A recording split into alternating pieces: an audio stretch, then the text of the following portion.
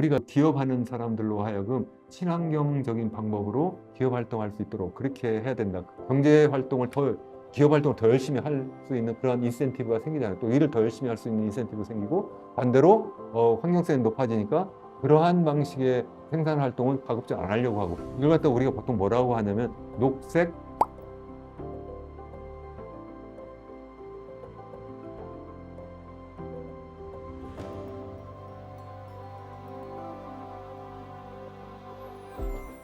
네, 안녕하세요. 이현민 교수의 경제포럼. 오늘도 함께 해주셔서 감사합니다. 이번 영상에서는 지난 두 번 영상에 이어서 우리가 어떻게 하면 행복한 사회를 만들까에 대한 주제를 가지고 여러분들과 함께 의견을 나누고자 합니다. 오늘 영상에서는 자, 그렇다면 우리나라가 그렇게 행복하다고 느끼지도 않고 또 나름대로 우리가 여러 가지 원인도 생각을 해봤는데, 그렇다면 앞으로 우리가 어떻게 하면 좋겠는지 한번 여러분들과 함께 같이 고민하고 대안을 찾아보는 그런 시간을 가지려고 합니다. 여러분 끝까지 시청해 주시고요. 여러분 의견 많이 남겨주시고 우리 더불어 행복한 사회를 만들면 좋겠습니다. 제목이 이현민 교수의 경제 포럼 이렇게 하는데, 부제가 제사의 길을 찾는다 라고 말씀드린 바가 있습니다. 그래서 단순하게 문제만 제기하고 그걸 끝나는 것이 아니라 대안을 만들자 이런 건데요. 오늘 정말 본론 중에 본론을 말씀드리는 그런 시간인 것 같아요. 제사의 길을 제가 말씀을 드리려고 해요. 우리의 대안은 제사의 길이다. 과연 이게 뭐냐는 거죠. 제가 사실 이 말씀을 드리려고 하는 것은 제가 얼마 전에 출판한 예정된 미래, 부제가 4가지 뉴 노멀과 제사의 길이라고 하는 책에서 제가 가져온 그러한 내용입니다.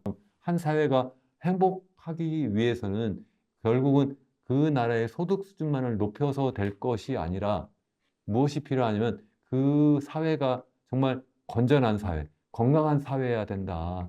그렇게 말씀을 드린 바가 있고, 또 자연 환경도 너무 중요하다. 그냥 우리가 소득수준만 높여가지고 될 것이 아니라 그렇게 하는 과정에서 우리가 뭐 탄소 배출 많이 하고 공해 물질 많이 배출해가지고 하루하루 숨쉬기도 힘들고, 또 그래서 우리가 밖에 나가가지고 너무 답답하고, 또 자연적으로 볼 때 여러 가지 마실 수 있는 물도 제대로 공급이 안 되고 이러면은 우리가 과연 돈만 많아서 행복하겠느냐는 거죠. 그래서 그게 아니라는 거예요. 그래서 이게 뭐 제 얘기가 아니라 사실은 이런 소득 수준 높이는 거 중요하다.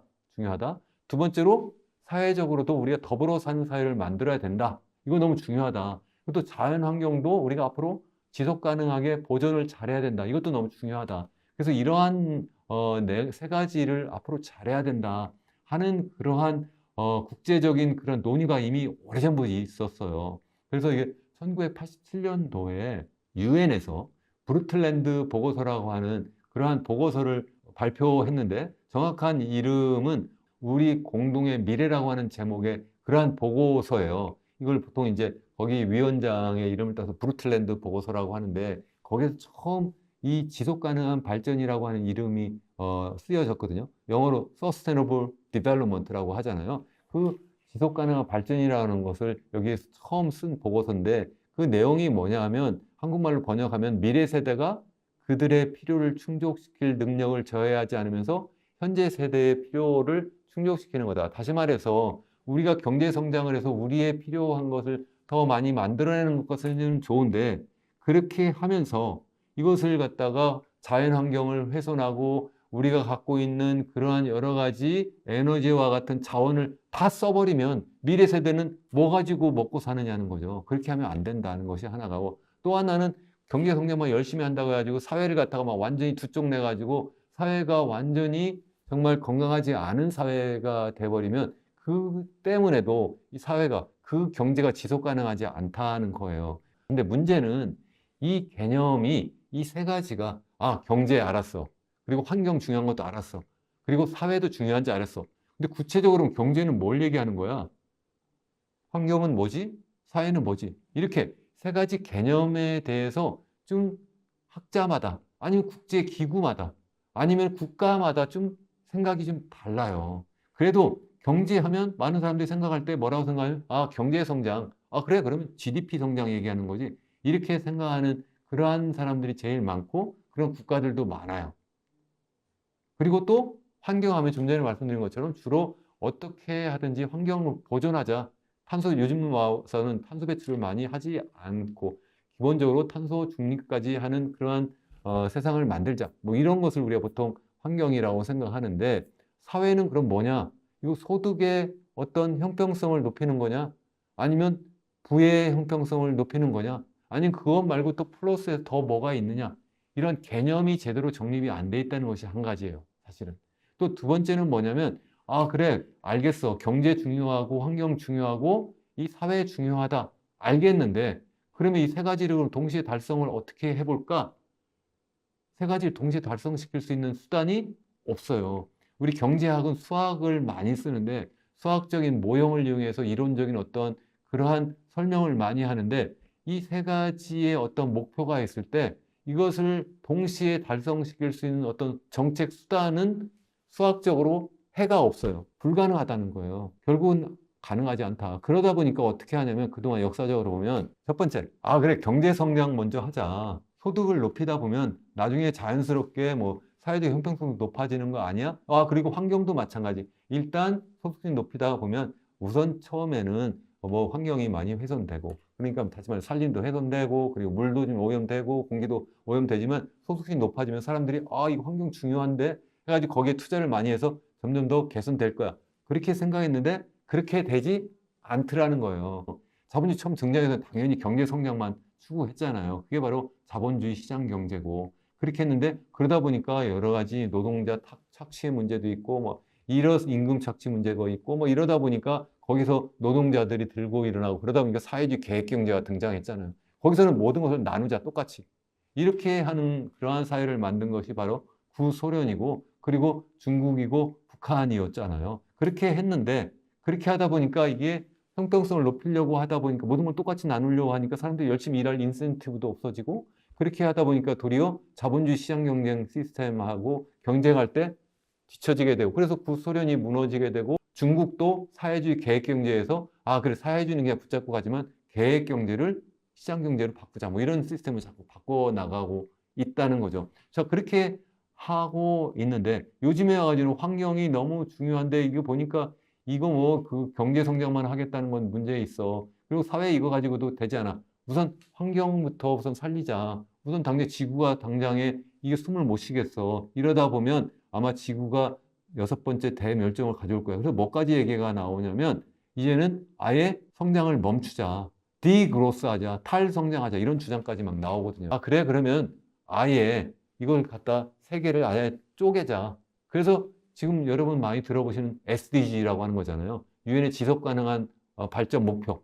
SDGs 해가지고 Sustainable Development Goals 해가지고 SDG라고 얘기하는데 17개로 쪼갠 거예요. 17개를 속을 들여다보면 지금 전에 말씀드린 것처럼 이 세 개의 축으로 되어 있어요. 근데 세 개의 축을 동시에 만족시킬 수 있는 그런 정책 수단도 없는데 17개로 쪼개가지고 이걸 갖다 2016년부터 시작해서 2030년 목표까지 해가지고 해보자 했는데 이게 제가 볼 때는 제대로 된 그러한 정책 수단이 없다 보니까 아, 그래, 내 빈곤 근절 한번 해봐야지. 그래도 또 다른 그러면 빈곤 근절하려면 경제 성장해야 되잖아요. 그러다 보면 환경이 훼손되고 또 여러 가지 문제가 발생할 수도 있다는 거고요. 그러다 보니까 이게 결국은 좀 전에 말씀드린 그런 지속 가능한 발전의 세 가지 목표를 동시에 달성을 시킬 수 없는 그러한 딜레마, 그걸 갖다가 제가 삼중 딜레마다 이렇게 얘기하는데 이제는 삼중 딜레마가 아니라 아예 멀타이 딜레마, 그래서 멀탈레마 또는 복수 딜레마, 지속 가능한 발전을 동시에 여러 개를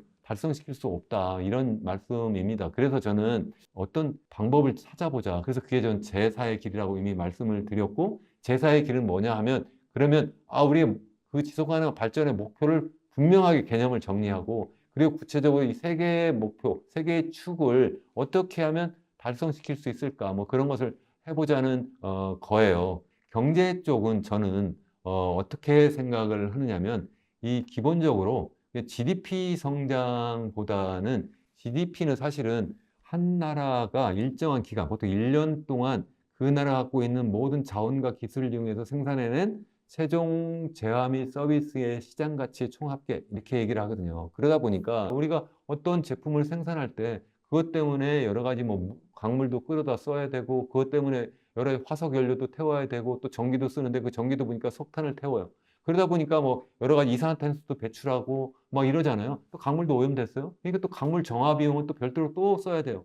그러다 보면 결국은 이 생산하는 그 최종 생산재는 우리 국민에게 효용을 높이고 그것이 행복을 더 높일 수는 있는데 그 과정에서 여러 가지 들어가는 여러 가지 그러한 비용은 GDP에서 빼줘야 되는데 도리어 그것도 GDP를 플러스하는 그러한 비용, 그러한 것을 잡히거든요. 그래서 그런 것을 빼는 계산이 좀 맞다. 그래서 그런 것을 우리가 보통 Genuine Progress Indicator 해가지고 참성장 지표라고 하는 그 개념을 제가 만든 건 아니고요. 이거는 국제적으로 이러한 어떤 새로운 지표를 만들자 하는 그러한 운동도 있고 또 이것을 실제 계산하고 있는 그러한 나라도 있고 또 우리나라도 시도하고 있기도 해요. 몇 개 지방 정부도 하고 이런 NGO 단체에서도 해보고도 있는데 그러한 지표를 목표하는 것이 좋지 않을까 그런 생각을 하고 그렇다고 해서 제가 GDP를 아예 없애자, 무시하자는 뜻은 아니고요. GDP는 GDP대로 우리가 계속 우리가 관심을 갖고 우리 추구하는 그런 경제 발전 지표, 경제 성장 지표로 쓰지만 그것 말고도 우리가 어떤 참성장 지표를 우리가 중요한 지표로 삼아야 된다는 거고요. 또 한 가지 제가 꼭 강조해 드리고 싶은 거는 뭐냐면 이것을 갖다가 너무 지나치게 막, 뭐 경제가 지금 좀 나빠. 그러니까 막 이걸 부양해야 되겠어. 부양하기 위해서 뭐 엄청나게 통합 팽창을 하거나 아니면 정부 재정 지출을 막 늘리거나 이것을 하는 나라가 대표적인 게 미국이거든요. 이렇게 막 하면서 이것이 갑자기 거품이 막 엄청나게 커져요. 버블이 막 커져요. 그래 버블이 턱 꺼지죠. 그 2000년도에 닷컴 버블이 그렇게 꺼진 거고요. 2008년도에 글로벌 금융위기를 불러온 소위 서브프라임 모기지 사태도 다 그런 거거든요. 그렇게 하다가 보니까 이게 너무 많이 그게 이제 그 당시에 그 너무 많이 돈을 많이 풀어서 그랬는데 그러다 보니까 돈줄을 조여야지. 그러면 또 다시 버블이 꺼지고 그러다 보니까 다시 또 뭐 양적 완화까지 막 한 다음에 돈을 또 엄청나게 또 풀어요. 그러면 또 다시 또 버블이 막 생겨요. 또 지금 그래서 버블이 막 지금 생겨나고 있는 것이 현재 미국의 상황이다 하는 말씀도 제가 드린 바가 있는데 그러다 보니까 이제 인플레이션이 막 나타나잖아요. 그러다 보니까 다시 또 이번 돈줄을 막 조여요. 돈줄을 조이다 보니까 이번에는 이게 잘못하다 보면 이게 또 터질 수가 있겠구나. 이런 또 걱정을 또 하게 되는 거예요. 그래서 이게 너무 등락이 막 심하게 되면서 도리어 경제를 불안하게 만들 뿐만 아니라 그것의 통합 팽창이 막 나타나게 되면 누가 이루어요? 결국 그 자산을 갖고 있는 사람들. 그게 바로 누구예요? 그게 바로 주식을 갖고 있는 사람들, 주식 투자하는 사람들, 주로 부자들이죠. 또 우리 부동산을 갖고 있는 사람들, 주로 부자들이죠. 그러한 사람들은 굉장히 부자가 되고 또 그렇지 않은 사람들은 그런데 참여하지 못하니까 결국 부와 소득의 양극화도 심화된다는 말씀이고요. 또 반대로 그러한 결과 또 인플레이션이 많이 나타나잖아요. 인플레이션이 많이 나타나는 것도 그것도 누가 많은 피해를 봐요. 결국은 소득 수준이 높지 않은 사람들의 실질 소득이 결국은 낮아지는 상황이 되니까 또 그러한 사람들, 인플레이션 고통을 받는 것도 또 가난한 사람들이거든요. 이러한 상황. 그래서 또 갑자기 버블이 또 꺼지면 또 실업률이 확 높아져요. 또 그럼 누가 또 피해를 봐요? 또 가난한 사람들이 또 피해를 봐요. 그래서 이러한 소위 얘기하는 지나친 그러한 경기 부양 정책을 쓰는 것은 정말 지양해야 된다 하는 것이 제가 기본적으로 이 지속 가능한 경제를 만드는 거다. 다시 말씀드리면 우리가 생각하는 것은 우리가 어떤 그 지속 가능한 발전인데 그 경제라고 하는 것은 우리가 GDP 성장만 하는 것이 아니라 어떤 참성장 지표를 우리가 추구해야 되고 이것이 단기적인 경기 부양에서 우선 당장 표현해야 되겠다. 당장 우리가 이렇게 해서 막 경기 부양해가지고 우선 살만한 세상처럼 정치적으로 우선 당장에 표를 얻을 수는 있지만 이것은 옳지 못한 방법이다 하는 말씀. 그래서 그 용어를 제가 경제축은 지속 가능한 경제라고 하는 이름으로 제가 붙여봤습니다. 사회도 단순하게 소득이나 부의 형평성 증가 정도가 아니라 사회가 그것을 넘어서 평등한 사회, 자유로운 사회, 민주적인 사회, 인권이 보장된 사회, 또 공평한 사회, 이러한 사회가 정말 지속 가능한 사회가 아니냐, 저는 그런 생각을 합니다. 이 소득과 부의 형평성만 하겠다고 이렇게 해버리면 이것은 잘못하다가 보면 이게 뭐가 되느냐 하면 동물 농장의 돼지가 될 수도 있다 하는 말씀이에요. 다시 말씀드리면 돈을 그래 다 세금 내서 걷어라. 정부가 똑같이 나눠줄게. 이렇게 해버리면 그러니까 다 똑같이 나누니까 굉장히 소득과 부가 굉장히 공평한 것처럼 보이지만 사실 그것은 평등하지도 않고요. 자유롭지도 않고 민주적이지도 않고 인권을 보장받지도 못하는 그러한 사회가 될 수가 있거든요. 그래서 우리가 스스로 정말 기회를 공평하게 갖고 자유로운 선택에 의해서 내가 원하는 것을 고르고 거기에서 내가 건강하게 경쟁하고 그래서 거기에서 내가 어느 정도 부를 내가 일굴 수 있는 그러한 사회, 그런 사회를 만드는 것이 정말 지속 가능한 사회다. 그런 생각을 하고요. 그리고 마지막으로 이제 우리 환경은 당연히 지속 가능한 환경 이미 많이 얘기하는 거죠. 우리가 지난번에도 제가 어떤 영상에서 말씀드린 것처럼 우리가 탄소 중립도 당연히 해야 되고 또 뿐만 아니라 여러 가지 뭐 자연 환경, 우리 공기라든가 물이라든가 산림 이런 환경도 우리 잘 보존함으로 해서 우리가 돈만 많이 벌어서가 아니라 그래서 자연 환경 더불어 우리가 그래서 자연 환경을 즐기면서 행복한 그런 사회를 만드는 것이 필요하다 이렇게 생각을 합니다. 그래서 종합해서 말씀드리면 우리가 18세기 중엽부터 시작해서 산업혁명을 우리가 일궈내고 빠른 산업화를 했잖아요. 그때 이 사회를 이끌어 나가는 그런 이데올로기가 뭐였는가 하면 자본주의 시장경제 또는 자본주의와 함께 자유주의라고 하는 그런 어떤 이데올로기였어요. 이것을 우리가 보통 얘기하는 서구권, 우리나라까지 포함하는 나라들이 대부분 우리가 추구하는 그런 이데올로기예요. 기본적으로는 저도 좋다고 생각합니다. 물론 글로 가야 된다. 그렇지만 이것이 전부가 아니다 하는 말씀을 드리려고 해요. 여기에서 무조건 경제 성장만이 최고다. 이렇게 가면 안 되고 시장에 모든 것을 맡기면 된다? 이것도 아니다는 거예요. 이렇게 해버리면 사회가 양극화되고 이것이 결국 기후위기뿐만 아니라 여러 가지 환경을 훼손하는 문제가 발생한다. 그러면 뭐냐? 두 번째 그러면 우리가 그래 완전히 모든 걸 똑같이 나누자. 이렇게 해버리면 그게 옛날 소련이고 옛날 중국이고 지금의 북한이다. 이렇게 해버리면 이것이 결국은 공평하지 않은 사회가 도리어 될 수 있다. 그 속에서도 독재자가 나타나고 그 사회가 도리어 더 어쩌면 정치 권력을 갖고 있는 사람들과 그렇지 않은 사람들 간에 나눠질 뿐만 아니라 이게 굉장히 비효율적인 사회가 돼가지고 이 자본주의 시장 경제와의 경쟁에서 뒤처질 수밖에 없다. 그래서 나온 게 뭐예요? 90년대 말에 영국의 토니 블레어 수상이 한번 시도했던 그리고 뭐 독일의 슈레더 수상이라든가 미국의 뭐 빌 클린턴 대통령이 추구했던 소위 제3의 길 이거 뭐 따뜻한 자본주의 뭐 이런 거잖아요. 기본적인 자본주의 시장 경제 좋다. 그리로 가긴 가는데 기왕이면 어떻게 하면 우리가 좀 더 이 사회적인 형평성을 높일 것이냐 그런 것 어쩌면 성장과 분배를 융합하는 그러한 시도가 있었는데 그렇지만 이것이 성공하지는 못했어요. 요즘에 와서 그러한 시도를 하는 그걸 당시에 제3의 길이라고 이름을 붙였었는데 제3의 길을 우리는 한다 이런 얘기를 하지는 않잖아요. 그 이유가 뭐냐면 일단 양쪽에서 다 일단 공격을 받았고요. 그러니까 소위 얘기하는 자본주의 시장 경제를 추구하는 제1의 길, 제가 제1의 길이라고 이름을 붙였습니다. 거기서도 공격을 하고 또 사회주의를 추구하는 제2의 길에서도 이거 뭐야? 완전히 기회주의잖아요. 이렇게 양쪽에서 공격받았을 뿐만 아니라 또 실질적으로 이것을 실천하는 그런 어떤 구체적인 어떤 정책 수단을 제대로 제시하지 못한 면이 좀 있습니다. 그래서 그런 면이 있다 보니까 요즘에 가지고 기후위기까지 불러오고 그러다 보니까 제가 좀 전에 언급한 것처럼 탈성장하자. 아예 성장을 하지 말자.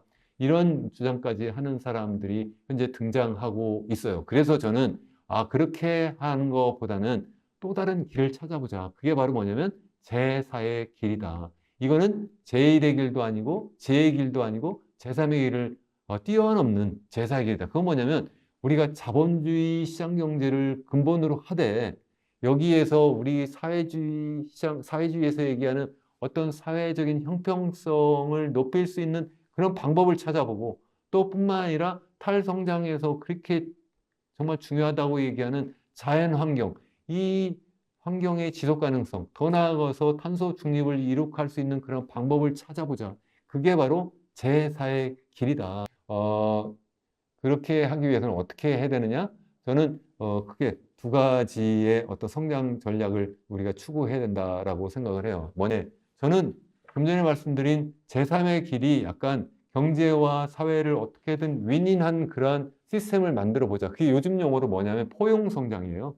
그 포용성장을 좀 해보자는 겁니다. 거기에 제가 포용적 참성장 이렇게 이름을 붙였는데 참자를 붙였다는 이유는 뭐냐면 경제가 일반적인 GDP가 아니라 제가 좀 전에 말씀드린 것처럼 참성장 지표, 참발전 지표. 그러니까 우리가 일반적인 경제 성장보다는 좀 기왕이면은 어떻게든 진짜 우리 인간의 행복을 추구하는 그러한 어떤 생산 활동만을 좀 모아가지고 우리가 그것을 발전시키는 그러한 노력을 좀 해보자는 의미로 참을 붙였다는 거고, 또 한 가지 뭐 말씀드렸어요. 이것을 너무 단기 성장이 아니라 중장기적으로 계속 지속 가능한 그런 성장을 하는 그러한 경제를 우리가 추구하자. 그래서 지속 가능한 경제를 하는 그러한 포용적 참성장을 하자는 거고요. 또 하나는 왼쪽은 녹색 성장인데, 이게 녹색 참성장 이름 붙인 건 이건 좀 전에 말씀드린 경제적인 축에서 그런 어떤 기존의 어떤 GDP 성장이 아니다 하는 말씀을 드리는 거고요.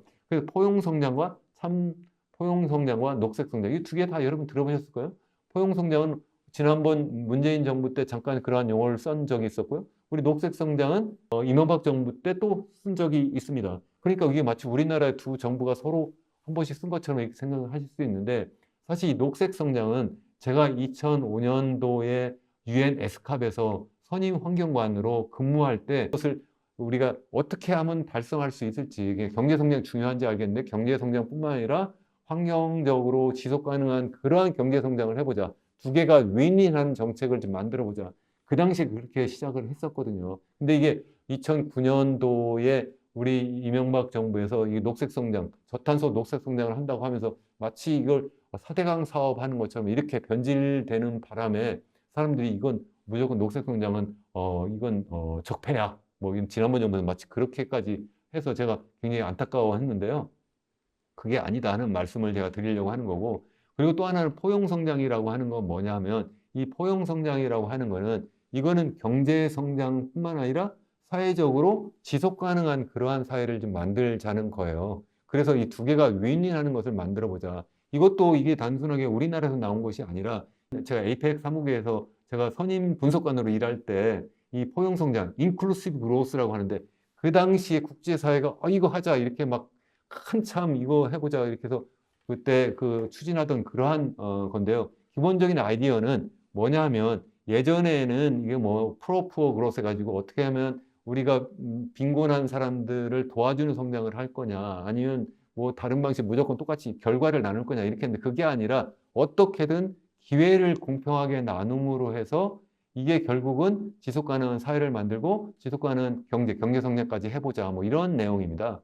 그래서 제가 다시 한번 말씀드리면, 우리가 이 포용 성장부터 말씀드리면 기본적으로 결과를 똑같이 나누자는 게 아니라요, 어떻게든 기회를 공평하게 나누자는 거예요. 그럼 어떤 기회를 나누냐?